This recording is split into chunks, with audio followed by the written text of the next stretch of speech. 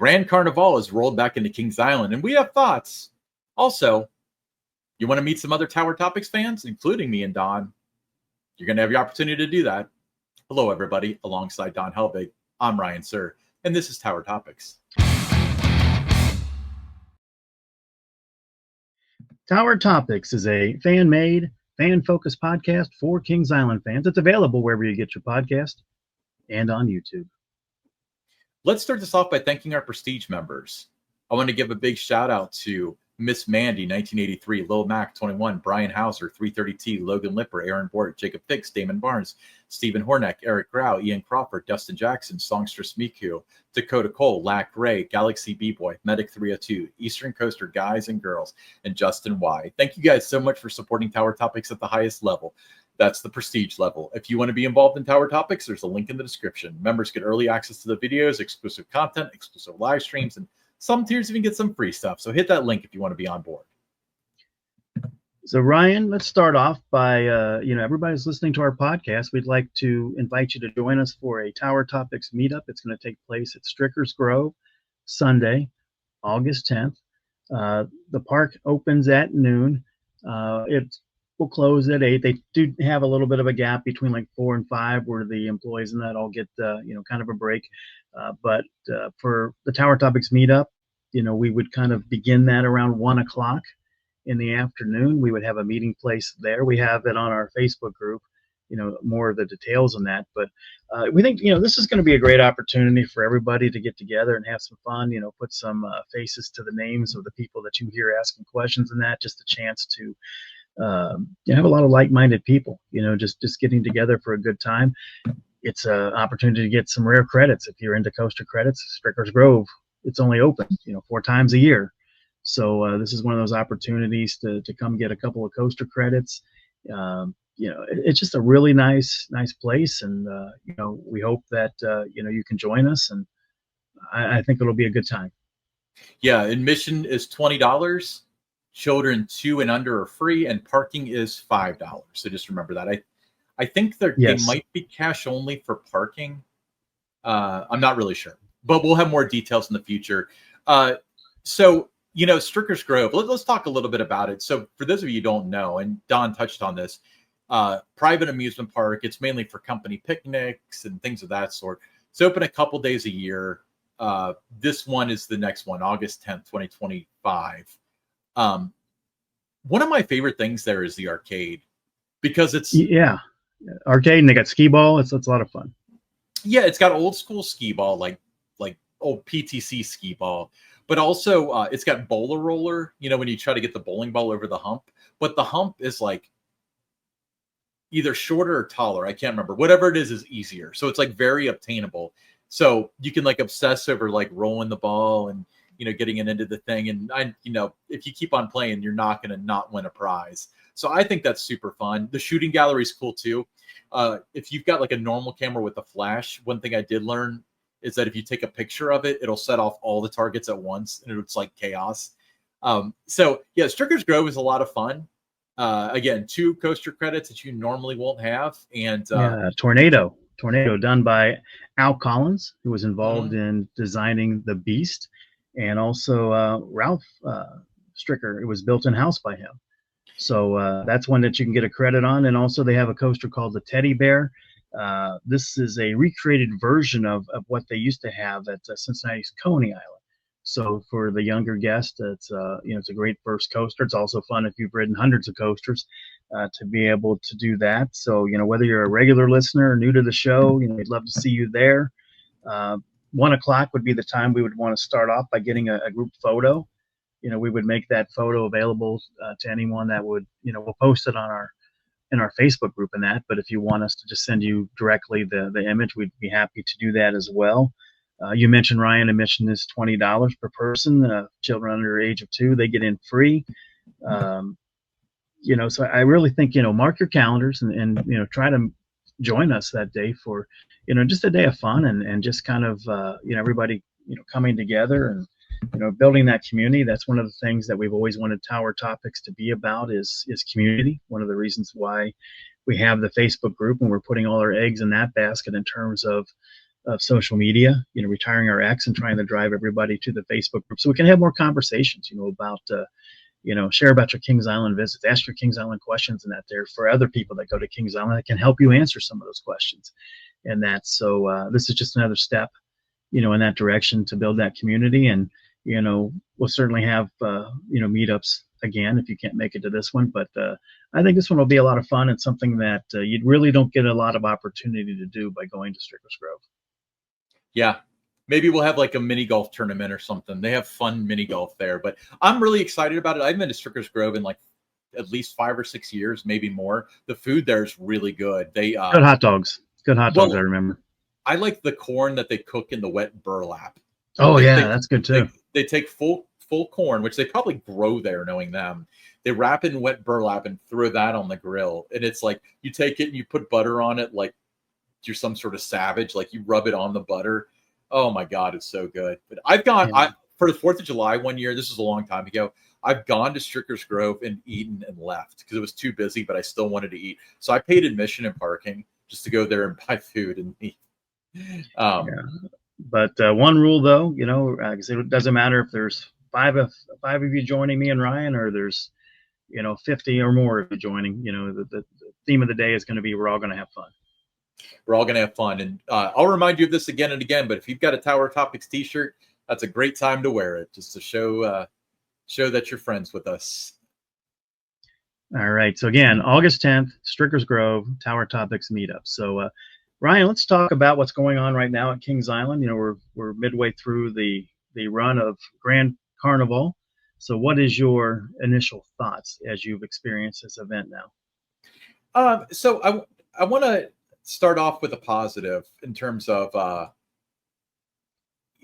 what I do like. Now, the parade itself, it's at 9 o'clock again. And I absolutely love the fact that it's at night because it's such a night parade. All the floats are lit up. The lights go with the music. International Street goes with the parade and everything. It's just really, really cool. I love the parade. And I saw it on the very first night. There weren't a whole lot of people there watching it. Now, to their credit, it was a terrible weather day. I'm surprised they were able to pull off the parade.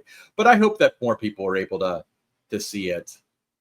With that being said, there's very little to Carnival beyond the parade and the food. No walk around characters, very few activities. The park did not feel alive in the way that it has in the past outside of the parade. What are your thoughts? Yeah, I agree. It used to be positioned, when the media come out with do stories on it, was, here's an opportunity for you to see Kings Island during the summer in a way, a different way. And International Street still has the decor, not as much, it doesn't feel like, not as much as there had been in previous years. The entertainment, they have the opening, ceremony, and then the show is pretty much the show that, you see every night during the summer. The walk around characters, you're not seeing them as much, are out there really. They're a little bit, seen at the beginning with the opening ceremony, and that's about it, till the parade. Food, I feel like that was pared down a little bit. There used to be a lot more options. There used to be more of the, the tents that were out. Now, you go to the restaurants, the locations for them. I tried a couple of different things on the Italy menu. I had to go to La Rosa's to get it. It was a little confusing. You walk in and it's still La Rosa's, and then you ask where's the food that is Grand Carnival. Then they kind of point you all the way to the end of the row. So now you got to try to wait for everyone else to pay for their meals and stuff to get to it. It's a little more complicated that way. What I did have was pretty good. I like the Italian sausage the best of what I got at the two. But the tasting cards, I think that's a miss. Not having the tasting cards, I would definitely try more of the food if they had that. But I still feel, it's a good time. I think the people that are there performing, that are in the parade, that are, on stage and that during the opening ceremony, I think in that respect, the entertainment, even though the show is the same that you see, I think that is still, very good, still, excellent in that regard. Parade's still excellent. with that. But I just think with things, it's not as immersive as it was. You don't see anything over in Tower Gardens, over in the Oktoberfest area, and that it's it's definitely more limited to just around the base of the Eiffel Tower kind of a thing. So not as immersive as it once was, but still a good time, still worth checking out. So I've seen it a couple of different times. I've seen the parade. Even I've been there twice. I'll say I've seen the parade 4 times because I've changed locations where I start to watch it, and then I kind of move and catch it on International Street. So I've seen it in Coney Mall. I was down near the fence by the Monster and watched it the other night there, and then I moved up and saw it on International Street. And then my first night watching it, I was over by the Grand Carousel. I think that's a really good spot to watch it coming around the corner there, and then moved again on the other side of International Street. So there's an opportunity to kind of catch the parade a couple of times when you're doing that. But it's the parade's very well done, and everybody that is involved with this event, they've worked hard. But you can definitely tell that it's not the event that you saw in 2019. Yeah. Now I want to make a little bit of a clarification. My understanding is that, my recollection seems to match this, but Hot Rhythm Nights, which is the show on the bandstand, that runs all season. But in kind of an ironic twist, that was the special Carnival show in 2019. So it's running all season this year, or for the core season, but it's not different for Carnival. So it does feel like it's not a special show. No, and you used to have entertainment around the clock, on the bandstand during Grand Carnival. Remember when they had, kind of not really stunt performers, but they would do some different things. Cirque people, like, yes. Yeah. And, that really added a lot to it. And then they had different stages set up, acrobats and that, like China had its own, group and things. So it was more immersive back then, but I think the people that are involved at the park, if you were, involved in putting up the decor and you were in entertainment, you're involved in, getting the parade, up and running every single night. Big props to you because you've done an amazing job with all that. It's just, there's not as much of it as there had been in previous years, I think. I was trying to remember the entertainment that they had for the various areas. Now, the China one was the one that was most popular. That had the girls that were like, yes, doing the thing with the barrels. That was so cool. That was awesome. And then India had the drummer guys, kind of like the ones in the parade. Mm-hmm. Germany had the Lederhosen band guys playing the German drinking songs and so on. Right, and then you had over in Italy, you had somebody over there doing like a solo opera, over there. Yeah, opera style. Did we have anything for Spain? Was Spain in it the first year? I don't recall that, if there was, but there was, like I said, it was much more immersive, the first couple of years with it, and then it started to get a little bit, I'll use the word watered down each year. Sometimes though, there are budget cuts in that, and so they had to do some things, but there's other times that, you roll out the first year and you do a lot, and you see what sticks, you see where guests spent their time in that too. So some of the decisions that were made were based on, what the participation level was from the guests in those respective areas. I agree, and I said this on a previous show, this is the only place where it's kind of like, let's start big and then whittle it down. Normally, you start with little and you build it up, right? Right. Yeah. Normally you'd build it up, but also, if you look at, like Mardi Gras at Universal and stuff, they cut stuff all the time, but they also put new stuff in all the time too. So it's not just a matter of, oh, people didn't do that, let's not bother with that. It's what's something that people will enjoy more that will improve the event. But that's not the thought process that we really see around here. Wanted to talk a little bit about the food. This has been one of my favorites for several years now. This is the beer cheese and pretzel bites.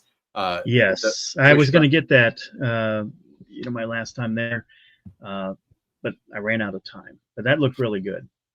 That's been my favorite. Kings Island, I'm telling you, has the best beer cheese. It's so good. So that's available at Wishbone Grill, which is considered the Germany section. My friend Katie, this isn't the best picture, but she got the schnitzel, which is it's pork. It's deep fried pork, and it's got like a potato patty on it. She loved it. She said that was her favorite, like one of her favorite foods that she's ever gotten at Kings Island. And this one, it was a little bit more expensive, but she couldn't finish it. Now, she's not a champion eater, but it definitely was like something that's like filling. It's not just the taste or anything like that. But I wanted to share one more thing, and this is kind of going off task here, but I want to talk about it because I put it in the deck for today, and I want to share this out. But this is a new cookie at the Sweet Spot, and I don't know if it's for Grand Carnivale. I'm led to believe it is not. This is a Buckeye cookie. It was designed by the heir apparent to our friend Boleyn, the pastry chef, Bailey, I believe is her name. So this is like kind of like a brownie cookie with chocolate on top, and the kind of peanut butter that they put in the Buckeyes, like the real kind of like pasty peanut butter. This now is my new favorite Sweet Spot treat. Thanks for posting that, Ryan. Now I've got to go get that on my next visit. You really need to try it. This was so good, you know. And I had no idea you were going to show that. I'm full of surprises, Don. You know that. But it was funny because I think I have a reputation around the Sweet Spot because I've gone in there and I've talked to them about the different things I like, and asking about, well, what's coming up for tricks and treats and stuff like that. And sometimes they'll have stuff they can tell me about, sometimes they don't. But they were like, oh, if you like bundt cake, you'll love no, I'm sorry.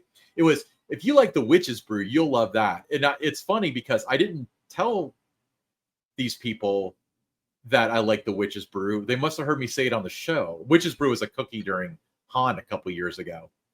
But this definitely dethrones Witch's Brew and Rest and Bunts and all the other ones. This is so good. Don, you need to go. You probably don't have time now because we're recording tonight. Then we got to go live for the members later. Tomorrow, 10 a.m. Well, show up at the park. Yeah. I know. Seriously, I think that I made a note of it, and I'm certainly going to get that on my next visit. Absolutely. All right.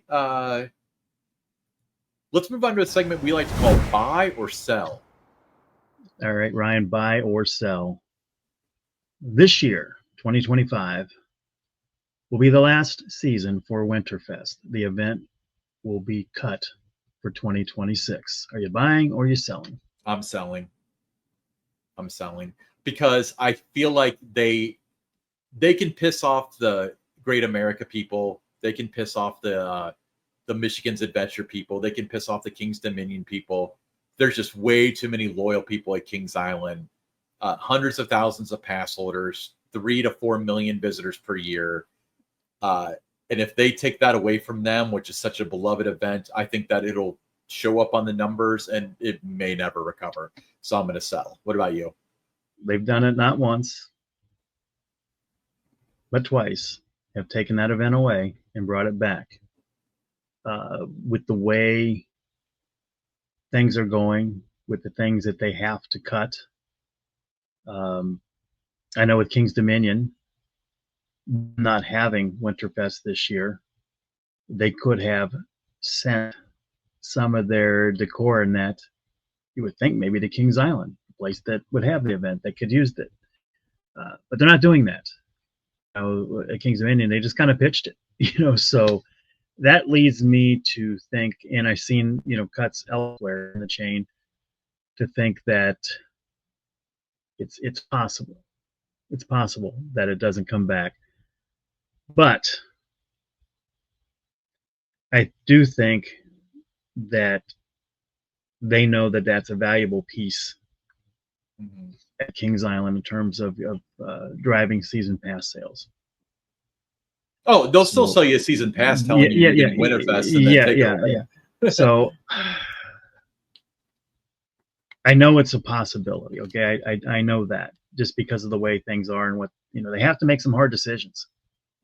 And one of the things that would it would definitely be a hard decision, but that would be a substantial amount of savings for them if they didn't have to operate those 6 weeks. I'm going to sell.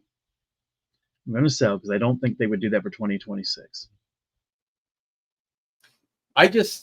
To me, Winterfest definitely, it makes money. So you can, and there's a difference between, okay, we're going to open at 11 instead of 10, because that's savings. Like you lose a little bit of revenue, but that's just saving tons of labor. But to go from the park being open and drawing tens of thousands of people per night to being closed and costing a ton of money to not be open, that's a big swing. And I'm wondering if, like, King's I Dominion think what was, they have to do, I think what they have to do is, look at, the parks that, if there's some that really performed well for this event, or say a Halloween haunt event, you look at making sure that, you keep those events around, and then you cut at the parks to where maybe it was, not as profitable for you, did okay, but it's something that you could do without. It wasn't a key part of your business. Kings Island Winterfest is now. I mean, it's very much a key part of the business. well, right. And if they did cut it, I got two thoughts. Don't let me forget the second bullet point. But my first instinct is, if they did cut it, and you get people going to guest services saying like, "Hey, you said that it was these seasons of fun, and Winterfest was a season of fun. I want a refund." And they're going to come back with, "You've already visited 15 times." I don't think that's a valid argument. We've talked about this, because you sold them a product and you are not delivering the product that you sold them. I do think you're right. When they put season passes on sale and they say includes haunt, tricks and treats, Winterfest, it doesn't say what those events involve, like with haunt being an upcharge, and that now that we're looking at for the mazes, and that it doesn't say anything about that. You still get haunt.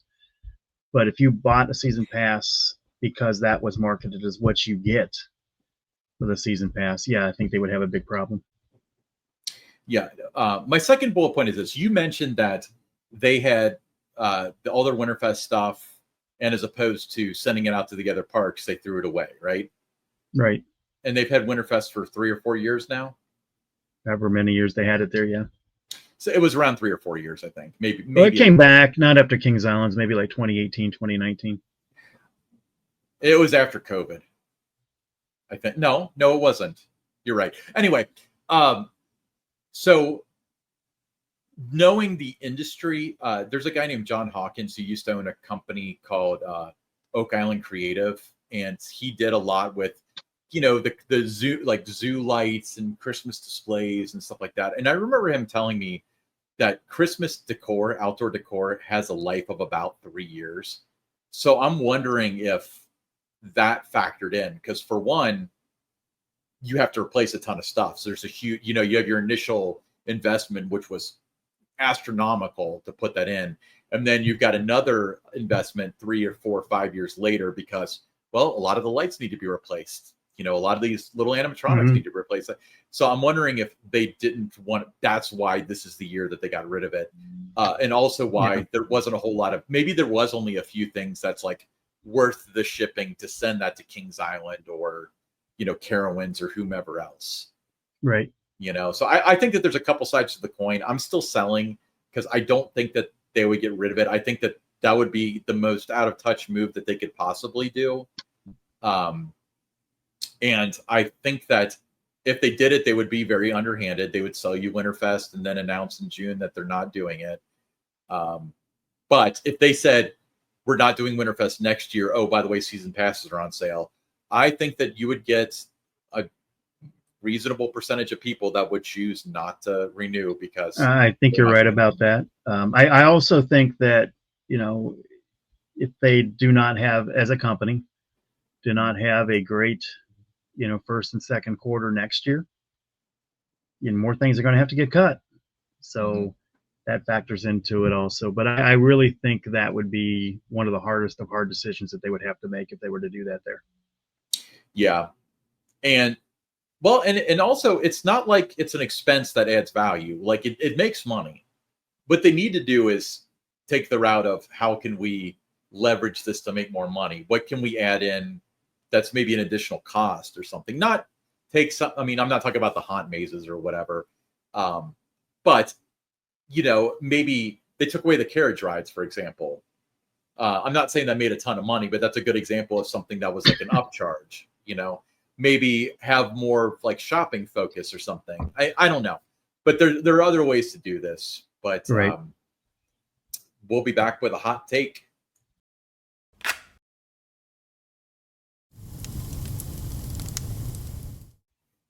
All right, Don. So we're on the precipice of the 2026 season passes being on sale. That's All one of the right. biggest words I've ever heard you use on the show.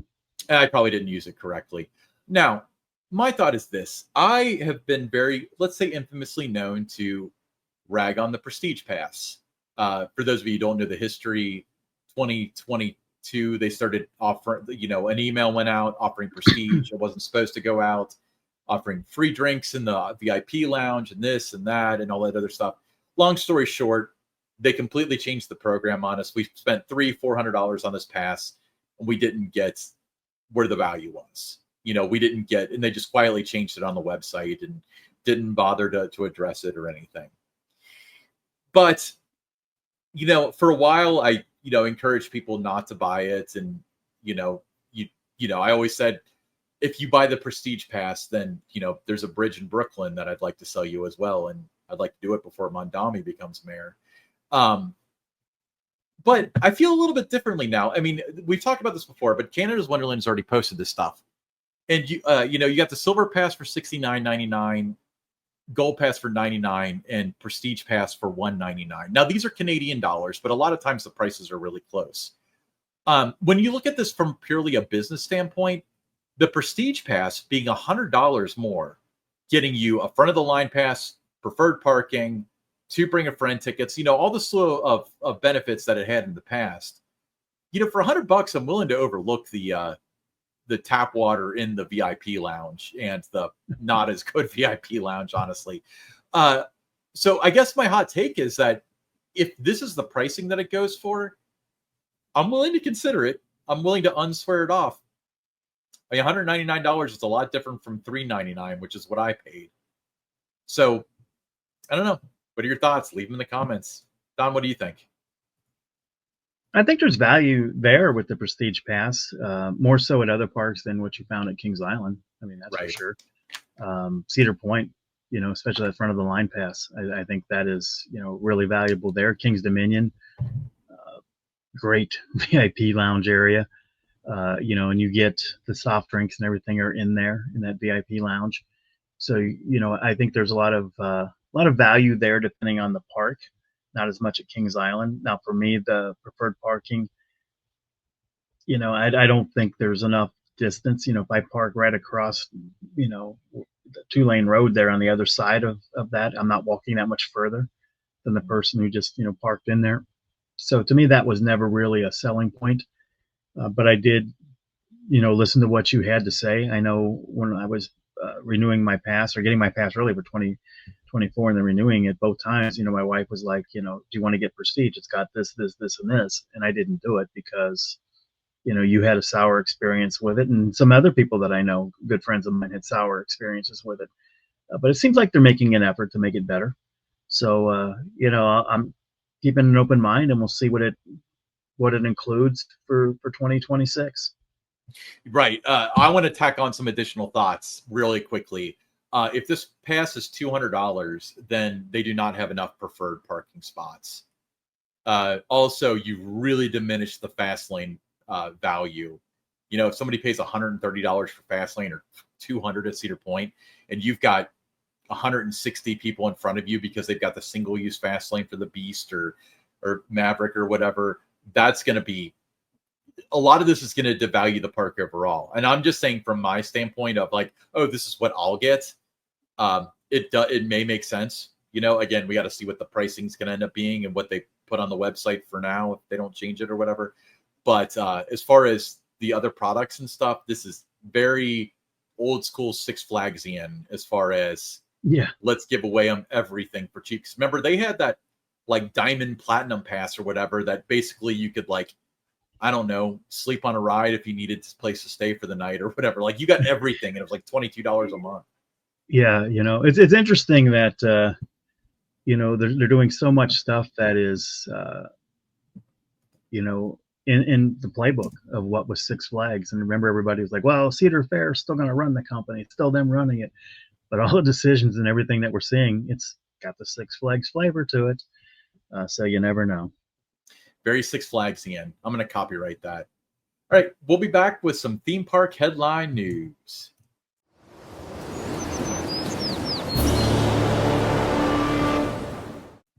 Take us away, Don. Well, Grammy Award-winning guitarist and songwriter Slash is partnering with Universal Studios Hollywood to deliver a spine-chilling lineup of original experiences this year at Halloween Horror Nights. The collaboration includes an original score composed by Slash for the fan favorite Haunted House Scarecrow, as well as the vinyl-only release of Slash, music of Universal Studios Hollywood Horror Nights, Volume 2. Nice. It's funny. Anytime that they go out on a limb, like they did The Weeknd, like the performer The Weeknd, they did a house in Orlando for him, and everyone scoffed at it and ended up being the best house of the year. So they always have these plans. Now, Slash is kind of like a gothic, kind of, Alice Cooper-y kind of person. So I think it makes a little bit more sense right out of the box with that. But I'm really excited to hear about this. And not to spread the rumor mill, but Orlando hasn't announced their final house. It's supposed to be intellectual property, and the rumor is it's going to be WWE themed. So it'll be very interesting to see what direction they go with that. Yeah, cool. But they do it right when it comes to the horror season. They always, they'll do the collaboration, but they'll always have something in mind. So it's not like, let's figure out a way to make the Weeknd work. It's kind of like, we got this idea and we can fit the Weeknd in. We'll be right back with the listener questions.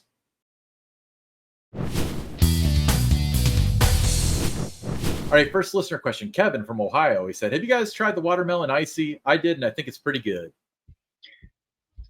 Icy, okay. I didn't know until recently at my visits that I even had bought the drink plan that includes the icy. I was getting a drink, and the associate said, are you going to get a Coke, or are you going to get icy? And I was like, oh, I got the icy plan. He goes, yeah. So I need to pay more attention to what I'm buying, I guess. But yes, I did try the watermelon icy, and I thought it was delicious. It was great, so it's something that I'll definitely get again. So yeah, I tried it. What about you? I had the icy plan. I've only gotten one icy ever, and that was last year. I got the cherry one, which was good. I'm sure watermelon's good too. I don't like such sugary things. I got it for the coffee. I love it for the coffee. I would recommend it for the coffee. Yeah, it's been the last 3 visits I've gotten an icy each time. I was getting more like the grape flavor the first couple of times, but yeah, I thought, I saw the watermelon. I thought I would try it, and it was really good. So I will definitely be back to get more. Yeah. All right. Next question is for you, Ryan, kind of. Yay. Yeah. It's Jan from Northern Ohio, and it kind of ties in with what you were just talking about with your hot take there. She says, I may upgrade to the Prestige Pass because my husband likes the idea of sitting in the lounge in the single-use Fastlane ticket. Ryan mentioned that there was something that happened to take away the benefit for him to purchase it. Can you elaborate on what you used or what you used to get with the Prestige Pass that it does not offer now? Thank you.